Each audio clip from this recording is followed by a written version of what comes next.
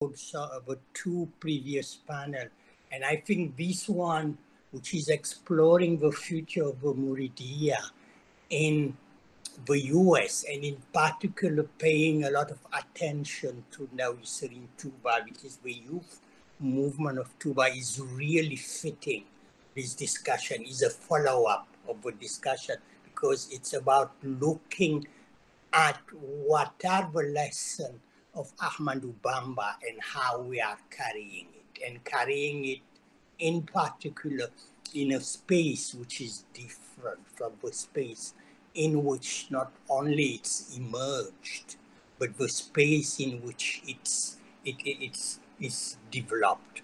So what the panel is going to interrogate is the intersectional dimensions of immigration, African ethnicity and identity, Blackness and religion. And it's about really how religiosity and what people have learned, in particular the parents, are traveling here, and how it is shaping the identity of which second generation, not only Murids, but of West African. It's about home, it's about ethnicity, it is about religion. So, and the presentation will be given by Jonathan Bornman, who is a PhD candidate from Middlesex University in London. And I think that we'll have also a presentation and comment by Mohamed Galayai and by Hadim Bousso. And after that, we will open the discussion. So what I would like to do is to give the floor to Jonathan to give his presentation. Jonathan, you have the floor. Well, assalamu alaikum. Greetings to everyone, everywhere. I really want to thank all the organizers for inviting me to participate in celebrating Sheikh Ahmadou Bamba Day in North America. Great privilege. I'm also just want to greet the esteemed members of this panel, and I really look forward to your contributions. Before I begin, just a few words about myself. Many of you know me.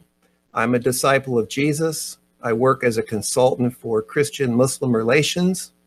From 1999 to 2009, I lived and worked in Senegal. More recently, I've done my research in Harlem.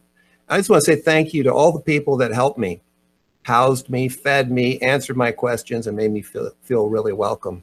I love the New York Murid community, and on the subject of this, this particular panel, I would say right off the top, the future is bright for Murids.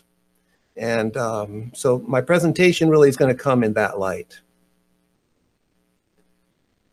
The Ndawi Serigne Touba Facebook page says they are a religious organization aimed at spreading the work of Sheikh Ahmadou Bamba, Khadimur Rasul, through events, community support, community service, and peer support. The president of NST described their mission to me as dawah to lost African youth, and that they would find a way to become useful, productive citizens by following the example of Bamba. NST really burst onto the scene in New York in the 2017 Bamba Day parade when they wore matching uniforms and served the community. And I'm having trouble with my notes. Ndaw means either youth or ambassador. And in the case of NST, they're quite deliberately meaning both. They're young ambassadors of Sheikh Ahmadou Bamba. Calling themselves youth, they position themselves in society, and really it's about leading a counter discourse. Living in the diaspora, they experience freedoms that they would not have in Senegal, and they escape some of the control of family and society structures and live in a new geography. I'm quoting Dr. Juf. In America, they're Murids by choice, and they describe themselves as sometimes being victims of racism and violence. At the same time, they're positioning themselves in their local context and attempting to lead a counter discourse about being young Muslims in America. Many of NST members are elites with American college degrees. Oh my, I'm having so much trouble with this mouse. Pardon me. Yes, my mouse was giving me trouble. NST was birthed out of intergenerational tensions, and the idea of youth as a social shifters might clarify the situation of NST and their context within the Muridiyya and the larger society of New York. They're aware of power differences between them and their elders, between them and Mika, between themselves and American society. And they're creating ways to tip that imbalance just a bit in their favor. They do this by being the best Murids they know how, serving to the greatest extent, and winning a place for themselves. By creating a youth movement with enough momentum and energy, they gained attention from Sheikh Mamour, and they've moved themselves as youth from being undesired to desired. So I'm going to talk a lot about the kind of shifts that they've created. And by seeing them as social shifters, it's a kind of a powerful analytic tool to interrogate the ways that they point out imbalances and bring awareness to things hidden. They're situated in a very dynamic context, and their position allows them to see opportunities that the first generation of Murids may not have seen. They're ready to cross boundaries and mediate contradictions about being Sufi Muslim youth in a pluralistic and non-religious world. I could talk a lot about transnationality and locality. It's present throughout this discussion, but I'll just note that NST is a transnational religious organization, but they're locally rooted in Harlem. So issues of transnationality and locality are sharply in play. Tensions between Touba and Harlem, between Senegalese Wolof cultural forces and American cultural pluralistic realities of Harlem are shaping Murid youth. NST is a daira, and Momar Kumba Diop described three purposes for the daira: to serve the needs of the sheikh, to serve the needs of the talibé, and to promote Murid ideology. So using these three categories, I'm going to look briefly at NST. First, the needs of the sheikh. The daira helps this communication happen. Understanding the Sheikh-Talibé relationship is important to understanding NST. This is completely on display, say at the JFK International Airport, where NST members joined other Murids to welcome Sheikh Mamour, and who's also had multiple private meetings with them. The second role of the daira is to meet the needs of the Talibé, who live scattered across the city in an often hostile environment.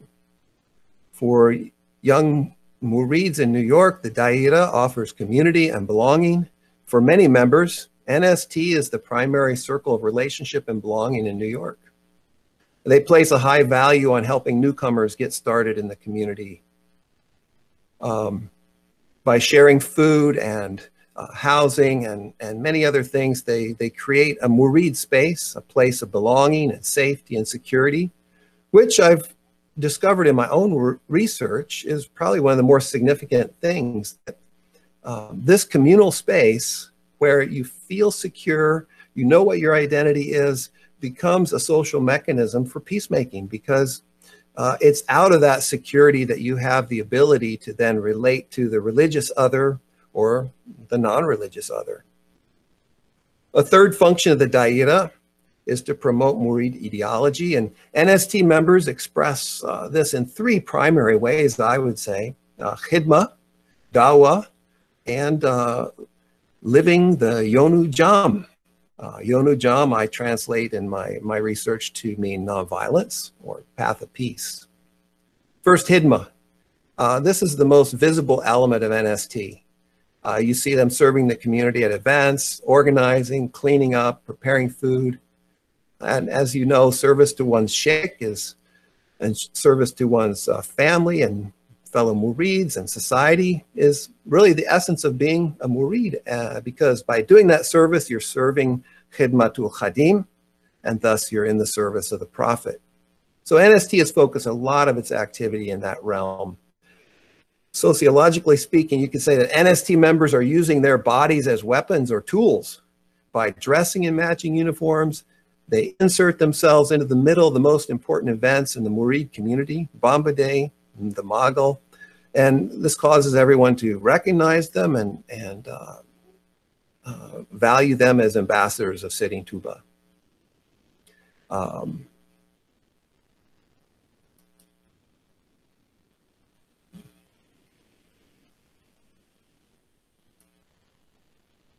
Dawah. NST carries a strong sense of dawah, and I've experienced a warm, compelling invitation to become a Muslim every time I was with them, to join NST, join the Murids in New York.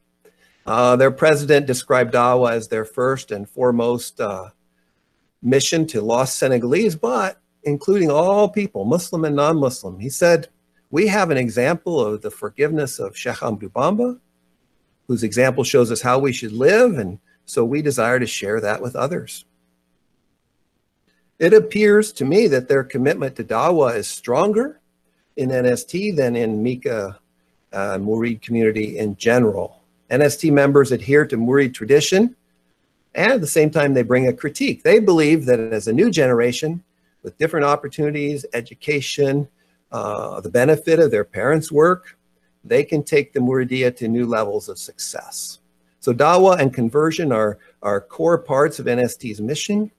And I would say they feel that the older generation has not understood or integrated into the American context sufficiently to have such an effective witness. And nonviolence. A third way that NST promotes Murid ideology is the way they live Yonu Jam. Nonviolence is an essential part of Murid ideology, and in New York, a chosen public identity for the New York diaspora. It makes a lot of sense in the context of New York and the American situation. During Ramadan 2018, an NST member was shot in the stomach just outside Daraji on 116th Street. This event and the way people talked about it has been very instructive to me. I got to see how people wrestle with a violent event as faithful Muslims and as faithful disciples of Sheikh Ahmadou Bamba. The victim emphasized that he was trying to calm people down, trying to stop a fight. He got shot, but that was something God allowed to happen. So that kind of removes the need to blame or seek revenge. And the communal response to this act of violence appears to have been to trust that the police will do their jobs and to pronounce forgiveness, calling on the example of Sheikh Ahmadou Bamba. And additionally, in the community meetings I've seen and the talk I've had with many people I've interviewed about this, the question isn't so much about who was this person or why did they commit this act of violence, but it's much more an internal question. How could have our young people got in such a troubling situation, and how could we get them to join NST? So Murids of NST members, in Harlem, are living into this narrative of being nonviolent Muslims with a witness to offer to others. How would I define an American Murid?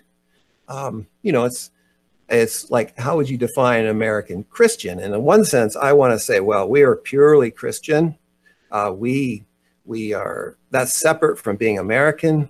But the reality is, when I travel to other countries, I meet Christians in Africa, and they behave and act differently than I do. And so when I say American Murid, I'm saying it's not something about changing Islam in its core, but it's how do American Murids live that's different than maybe their brothers and sisters in Senegal. So the emergence of an American Muridiyya is not what I was expecting to find when I did my research in Harlem. I was really just looking for Senegalese people living in New York City, and maybe how they remain true to their origins. Young Murids in NST with a portion of their education in Senegal and another port in the United States know that they're no longer immigrants, no longer migrants. They want to and intend to make their life in New York, Atlanta, or Columbus. They're Americans. And as Murids Touba's still their permanent cardinal north of the spiritual compass, but their everyday concerns are oriented towards life and work in New York City, not Senegal. So I characterize American Murids as those who are American citizens by birth or naturalization, who went to high school or university in the States and are fluent in English. These American Murids thrive in a transnational space that's oriented spiritually towards Touba, but settled in America. They're 100% committed to Bamba. They possess the ritual mastery and skills needed to transform and adapt Murid ritual to American context. They carry a very strong JN, Sheikh Abdullah J. They carry quite an influence from him in terms of how they approach their religious life in America. They want to make Bamba known everywhere, share his spiritual and ethical philosophy. They engage in khidma, dawah, and peacemaking. So to conclude, NST has chosen to work from within the Murid community, to utilize traditional Murid structures and rituals, faithfully adhering to the teachings and practice of Sheikh Ahmadou Bamba. There are challenges and growing pains ahead, but it's clear that these young ambassadors of Serigne Touba are shifting the position of Murid youth in Harlem and beyond. Their clothing, their use of religious objects to pronounce their presence to all, to announce their presence to all. They use their bodies to serve their community and to claim contested spaces. In all these activities, they call attention to things they would like to change, things they think could be done better. Young ambassadors of Serigne Touba have shifted both their position in the community and the community of themselves, itself. They've moved from being non-participants to participants, from no leadership to leading and founding their own new daira. They've changed dynamics about how, Sheikh Mamour, when he comes to New York, he doesn't just meet with the older traditional dairas. Now he's meeting with the youth as well. They've moved from being unofficial to official. They have a 501c3 organization, and they're pressing into a much more aggressive and strong invitation to Islam and to being Murid. Any visitor in the community will experience that.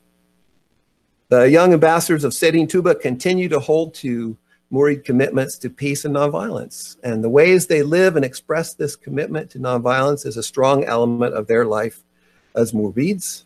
They're participating in the Murid witness that Sheikh Ahmadou Bamba was a Muslim peacemaker.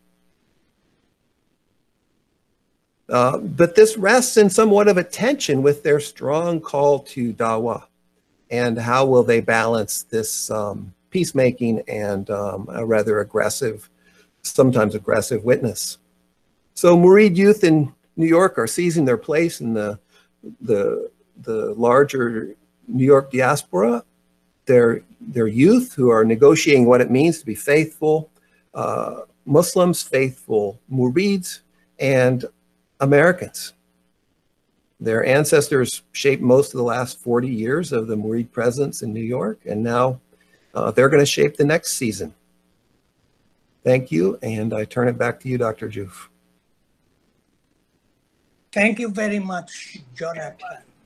So he has presented a very rich paper, which is a kind of sociology, but also an understanding of the emergence of what he called, an American Muridia, and has actually signaled very precisely the manifestation of such an identity, which is a new identity in the space, which is in particular the space of